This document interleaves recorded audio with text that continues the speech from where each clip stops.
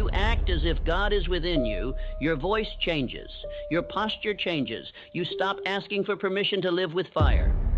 And when you stop waiting, heaven stops waiting too. This is not a lesson. This is a summons. If you are hearing this now, it is because something in you is ready to rise. You have waited long enough.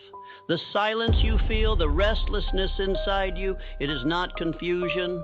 It is a call, a divine order echoing from within, commanding you to stop living like you were forgotten. You were not made to shrink.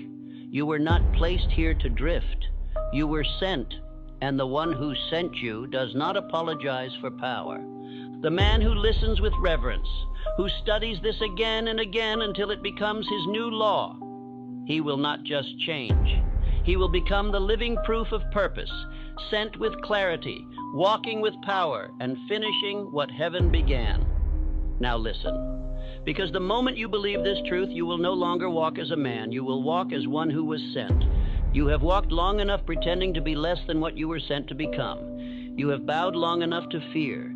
You have hesitated long enough in the shadow of doubt.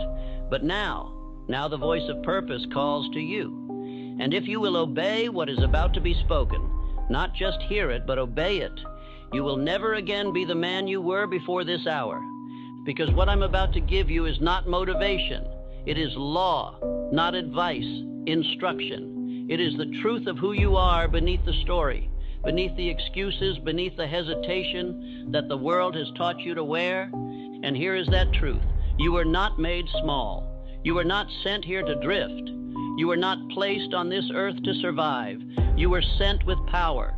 You were sent with command. You were sent with God Himself written into your spirit. And yet, most men live like intruders in their own life. They apologize for wanting more. They hide their fire. They speak with hesitation, act with delay, and wait to be approved before they move. Not because they lack ability, but because they have forgotten who sent them. And the world prefers it that way. Because the man who walks as if God is within him, that man cannot be controlled.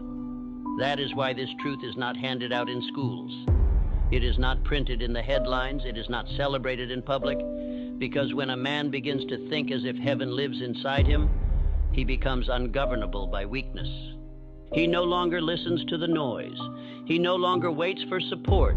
He no longer serves fear. He begins to walk differently, speak differently, build differently. And the moment that man appears, systems that rely on confusion begin to collapse. You must understand this. Infinite intelligence is not far off. It is not hiding. It is not waiting in the clouds. It is within you. But it will not move until you do. And when you act in alignment with the purpose you were sent to fulfill, when you carry yourself as if heaven has given you a task, when your words, your decisions, your habits reflect reverence for that mission, everything begins to change. But this will only work if you listen, if you obey every word. If you silence the voice in your mind that wants to entertain, compare, skip forward, or analyze. Because the truth I am about to give you is hidden, not shouted. And if you drift while hearing it, you may miss the line that your future was built to receive. Do not let that happen. Listen with your full attention.